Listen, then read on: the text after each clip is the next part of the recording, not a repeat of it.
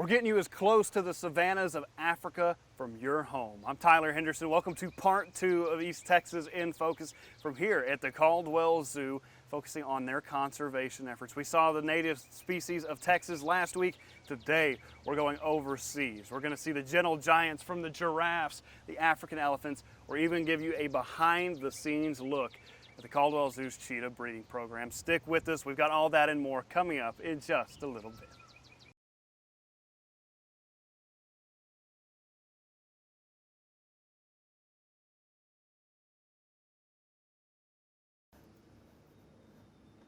You might be wondering what I'm looking for on this monitor here. Well, these are 4 cameras set up at the cheetah breeding facility here at the Caldwell Zoo, and this is just one look at a multi-step process to get this population back growing and in the right direction all across the country. We'll go talk to an expert outside and explain all of it in detail. We showed you the inside of the cheetah breeding facility here at the Caldwell Zoo. Well, we moved just outside. We're here with Ricky, who's out here works with these beauties behind us, and let me tell you, it's a little more intimidating being right here along the fence with them than seeing them out behind the glass. But what an awesome job it is to be able to come out here, train them, work with them. Tell me a little bit about your day-to-day work working with these cheetahs. So our day-to-day is pretty easy in the morning. We usually feed them, but if we're training them that day, we usually work on easy behaviors with them unless we're doing any type of medical work. And then we clean up their yards and we clean up their insides of their living spaces, and we pretty much let them be cheetahs for the rest of the day. We'll give them enrichment such as boomer balls. Our cheetahs absolutely love their boomer balls. Or maybe something nice to eat such as chicks or mice or something different. But other than that, we kind of let them be cheetahs so that they kind of stay instinctual and we don't interact with them as much. Sure, absolutely. You want to keep the wild animal in them. And obviously they're being pretty well behaved for us right now. Now these are 2 of the older cheetahs we've got here. Yes. And there's a lot more than just the 4 or 5 you see up in the zoo. So how many are actually at the Caldwell Zoo behind the scenes here? We have 13 cheetahs in total.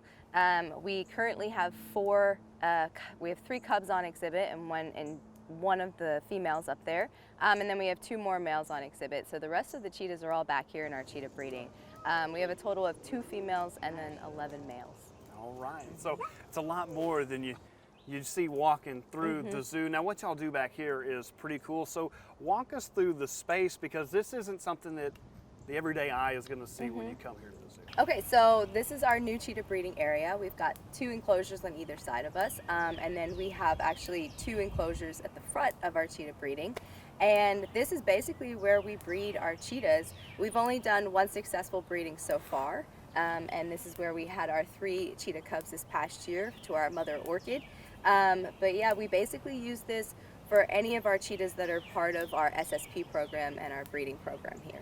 And obviously we had 3 cubs, so a successful breeding season. Now that's so crucial in getting the population of these beautiful cats back to where it needs to be, an endangered animal. But talk about the success that the Caldwell Zoo is having and just trying to put a dent in that decreasing population.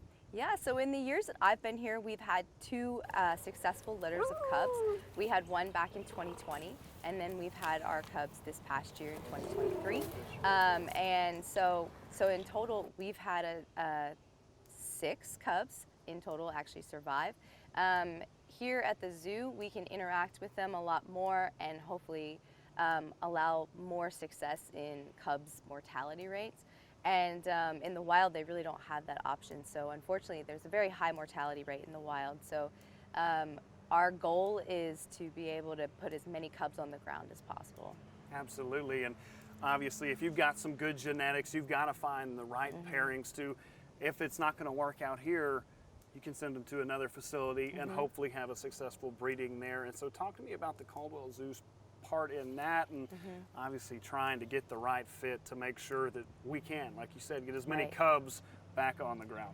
Yeah, so we are part of what we call a BCC. We're out of a total, all the institutions that have cheetahs, there's only 10 within this breeding center coalition. And basically we interact with a lot of facilities around the United States and even in other countries. And we have a specific person who actually tracks every genetic makeup of our cheetahs. and they recommend where we send our cheetahs on a yearly basis, and that's always based on breeding recommendations. Who's going to make the best pair in having cubs, and so we do send our cheetahs out a lot. We get cheetahs in a lot, so we're really trying to work and interact with different organizations or different facilities, really, in making sure that we have the best genetics within each of our zoos. In the past, cheetahs have had a lot of inbreeding because of the numbers being so low, and we're trying to steer clear of that and get away from that. So that's why we pay very, very close attention to all of our genetics. Absolutely, and I don't think a lot of people really consider how many or how endangered a cheetah is. I mean, when you're talking about a very dwindling population, what does that look like in the wild? And that's why we're trying to get this push to get as many back and get the population at least started back on the right track. So what does that look like for them out in the wild? So in the wild, I mean, cheetahs used to range all around Africa and even into parts of Asia. There's a subspecies called the Asiatic cheetah. There's only about 50 of them left in the wild, and in Africa, they used to range all over, and now they're really just kind of in Namibia and around that area. They actually call Namibia the cheetah capital of the world because there's only about 7,000 to a little bit over 7,000 cheetahs left in the wild, and they are pretty much contained to that area.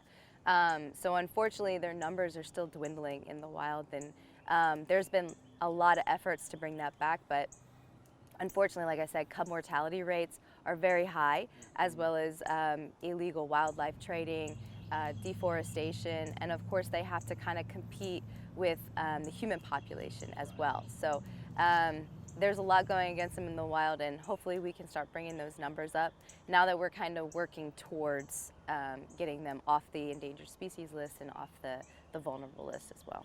Absolutely. Lots of good work, and it starts right here behind us. These two guys, appreciate them being on their best behavior. I think it's those blood sickles they're looking at. I know, they're looking at that. I think they're ready for a snack. But yeah. Ricky, thank you so much, and we're just getting started. We start off with the cheetahs, but there's a lot of other animals here at the Caldwell Zoo that need our help to get those populations back on the rise. We're going to run through a couple more after the break. Stick with us. Welcome back. We just moved from the cheetah breeding facility here at the Caldwell Zoo. We've got Kara and the African elephants. Now we're talking about the Caldwell Zoo's conservation efforts. And Kara, tell us about these gentle giants and kind of what we're doing here this afternoon. Absolutely. Here at the Caldwell Zoo, we have 3 elephants in our herd. Tanya, our matriarch, who's sitting right here with us, very patiently waiting for us to go say hi. And then we have 2 younger boys named Mac and Amonte.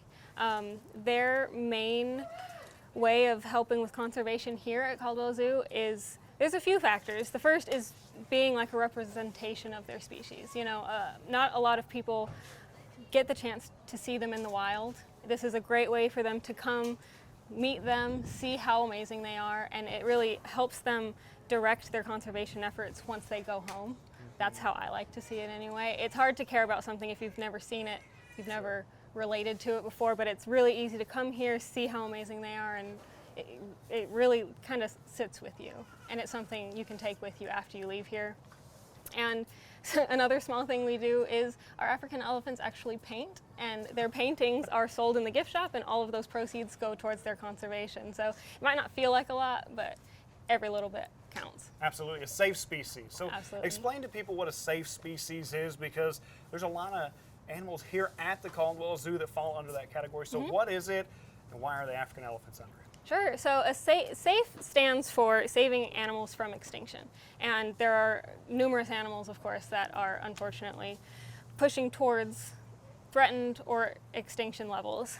The African elephants do count as a threatened species. There are about 400,000 of them left, and that number is dropping often because of poaching due to lack of habitat, and also kind of humans moving into their land, and farming and doing things that, you know, the elephants of course want to be a part of, but the humans don't necessarily want them to be a part of, so there's a lot of human-elephant conflict going on. So the SAFE program is essentially a conservation effort from all the AZA institutions working together to help do what we can to help protect these guys. Absolutely. And for the Caldwell Zoo specifically, obviously the proceeds from the paintings go to help these elephants. What else is the Caldwell Zoo doing to help build that population back up to where it should be? Sure. Well, we personally here at the Caldwell Zoo don't do like a re-release program, but we do our best in aiding monetarily. We give every year. The zoo itself donates every year to these conservation efforts, and then between our paintings and between the AZA, we all kind of work together to help different projects and things like that. Right, and so we're kind of getting a unique look at y'all's day-to-day job here, and so it's hard to teach an old dog new tricks, right? But these elephants, they've got a few tricks up their trunk, I guess, not up their sleeves. That is so true. what are we going to do here? Sure, I'm going to show you guys just a few of the routine behaviors Tanya knows. She knows quite a few behaviors. Some of them are for fun, like painting, kind of just a for fun thing. But she also knows a whole host of behaviors that help us take care of her.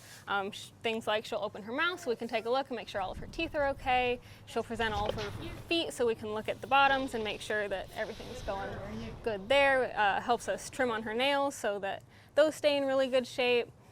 All sorts of things. Okay, well, I'm just going to hand the floor over to you and let you do your thing. Awesome. And see how smart these elephants are. Absolutely. So now when you get her to put her foot up there, what are you looking for? We take a look at, this is called the pad of her foot. It's kind of a large cushion that's protecting her toes that are back behind these toenails. So we look at the pad to make sure it's in good shape. We take a look at all of her nails to make sure that they're in good shape. It's really interesting when you look at the anatomy of an elephant. They kind of stand on their toe bones. Each of those bones are right behind these nails. These nails are there to protect those bones. And then all of this is just kind of like a water balloon, if that makes sense. So they're standing on their toes, and all of this is just pad and protection. And all of these little corrugations here, all of these gaps between the pad are there to kind of absorb that weight, if that makes sense. So as they step down, if it was a solid, it would kind of put a little bit too much pressure on that area. And so this way, when they do put, Tanya is 8,000 pounds, when she puts 8,000 pounds on that foot, it's able to kind of absorb that pressure a lot better than a solid surface would. Tanya, open. Good. Inside their mouth, they have 4 molars that are each about the size of a brick. And then they have these 2 tusks, which are modified incisors, so 6 teeth total. I'll have her do it one more time. There's one that has a little spot missing. Tanya, open. But ultimately, for an elephant who is 36 years old, she has some of the best teeth that there are. So we're really happy to see that with her. All right, Tanya. Good girl. Well, like I was telling you, she's 36. Their life expectancy, what is it now? 38? She's doing great. We're really happy with how she is. Tanya, target. Good girl, lean in. Good. Lean in, Tanya. Good.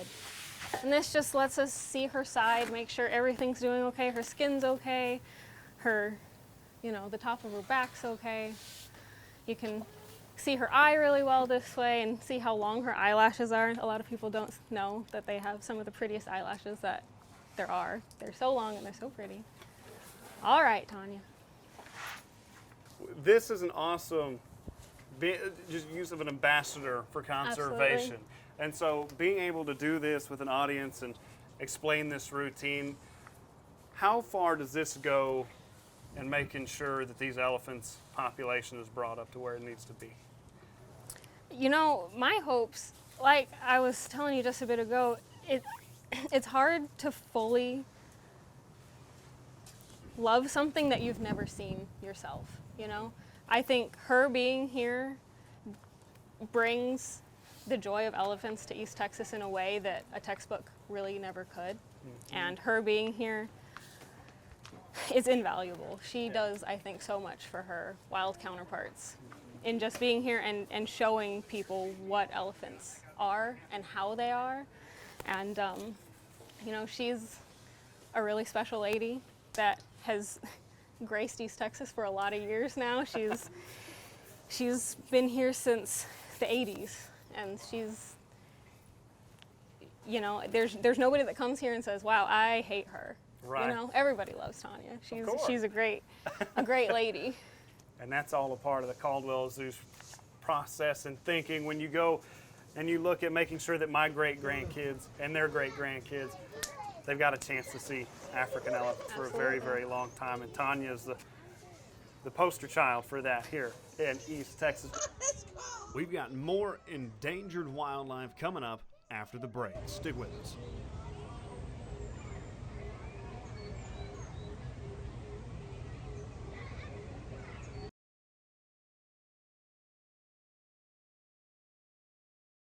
Well, you can't get more behind the scenes than this. We're here in the Hoofstock barn with Kaylee, and I mean, this is a pretty special treat for us because we're here with the two of the newest members to the Caldwell Zoo, Turkey and Riz here, and I mean, this is just what a treat this is for me, and apparently for them too, because your fingers got to taste pretty good, huh? Yeah, they do, I'm sure.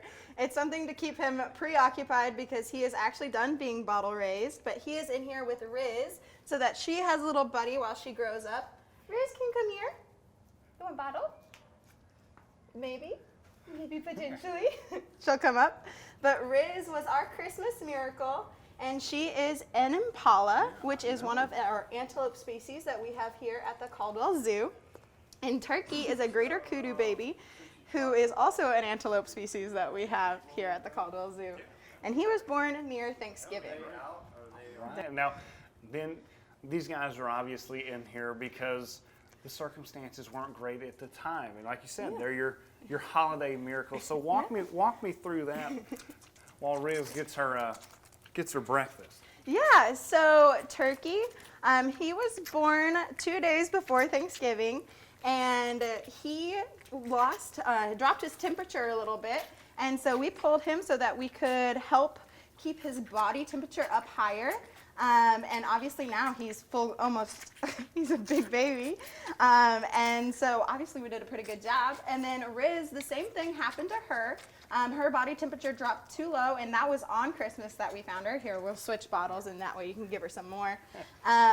But her temperature dropped really low, and so we took her away from her mom. That way she could have a chance to survive and thrive, and obviously she has. She has about a few more months here on the bottle, and then we'll be reintroducing her with her herd, which is pretty exciting.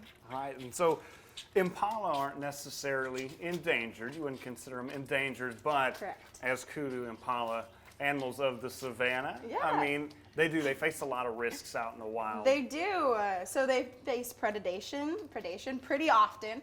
They are prey animals, so you're going to see a lot of that. But also with the encroachment of humans, you're going to see their area shrink down even more. And so if the conditions aren't right for them to have babies, they just won't, because they want their species to thrive just as much. And so with the breeding programs that we have here at the Caldwell Zoo, we actually have a genetically variable species. And that way, if we ever need to supplement the wild, we can. And our guys are pretty strong out there, so that'll be good. Absolutely. Now, when you come to the Caldwell Zoo, there's all kinds of species out there, from wildebeest to the greater kudu, the impala.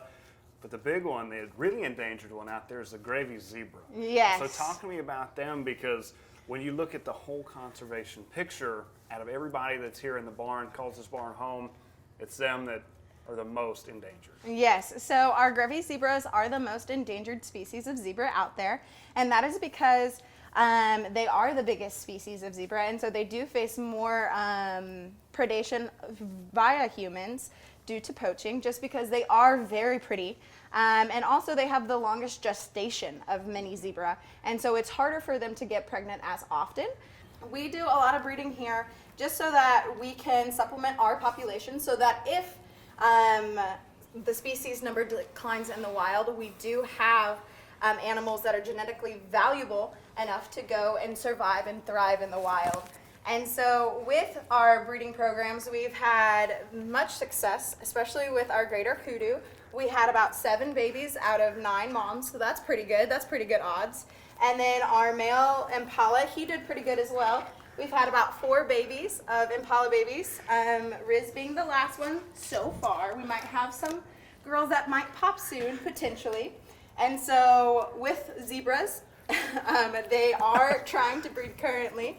And hopefully we'll get a 4th generation going, because currently we do have 3 generations of Grevy's zebras here, which is pretty cool. We went from behind the scenes at the Hoofstock Barn to the Giraffe Feeding Terrace, one of the most popular spots at the Caldwell Zoo, to speak to Keeper Stephanie about the conservation concerns of the giraffe. And not a lot of people know that reticulated giraffe are endangered. Yeah. And so that's such an important part, that people get up close and get to see these gentle giants and these 18-inch long tongues. Yes. I mean, so why is that so important for people, Stephanie? So it's important for people to, first of all, know about these giraffes, because you can't really have a care for something if you don't know anything about it. So our purpose here is to, you know, especially with the giraffe feeding deck, allow people up close and personal experiences with these giraffes so that they could kind of like develop their own love for them, know about them, learn about them, and in turn kind of just like assist in their wildlife conservation just from word of mouth and everything like that. Absolutely. It started for me at a young age. I don't know whether it's the long eyelashes, the big eyes, or just something about them. It's a beautiful animal. And, you know, we look at the elephants. We just heard about the elephants, and they're a safe species. Well, the reticulated giraffes, they're in that same boat. Yes. Saving species from extinction. I don't think a lot of people realize that. So what does their condition look like back overseas, because not a lot of people know that that population's dying out? Both Maasai and reticulated are threatened species. So currently 170,000 left in the wild, which has gone up actually within the last few years. I think it's been 20% since 2015. Wow. Yeah, so they're making great efforts. So yeah, it's going up, thankfully. When you come up here to feed them, you come up here, get close to them, it's going to go back into those conservation efforts, not just for the giraffes, but throughout the entire zoo. And that's so important for, you know, young kids to come up here and see, because who knows, if it wasn't for the conservation efforts of the Caldwell Zoo in 20, 30, 40, 50 years, when my grandkids have kids, you know, we may not see a large population of giraffes like we have here. And the herd of 5 or 6 may be down to 2. And that's what it's all about, is trying to build these populations for generations. I mean, I know you can attest to that being in the field. Yeah, no, it's very important. You know, the people that come here is why we are able to house these animals, because people are interested. So it's definitely always important to keep people interested and to allow these experiences with these animals, because it is because of that why we have them, why we can breed Xeno, why we continue to care for giraffes, because people come and love them just as much as we do. So it's fairly important. Absolutely. And Tyler, Texas has fallen in love with the giraffe ever since I've been here. That's been made very evident since I got here. And so, Stephanie, thank you for helping keeping the girls right here. And this is just a joy for me. We're going to wrap up the show here in just a little bit, but first, I'm going to spend some time with the girls and just soak it in one last time. We'll get out of here after the break.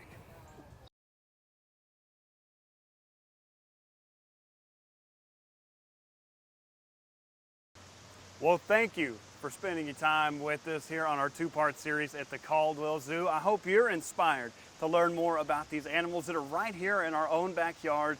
Learn more about how we can do our part in getting these populations built back up to see them last for generation after generation. Join us next time for East Texas in Focus, where we're talking about the issues all across East Texas. I'm Tyler Henderson. We'll see you next week.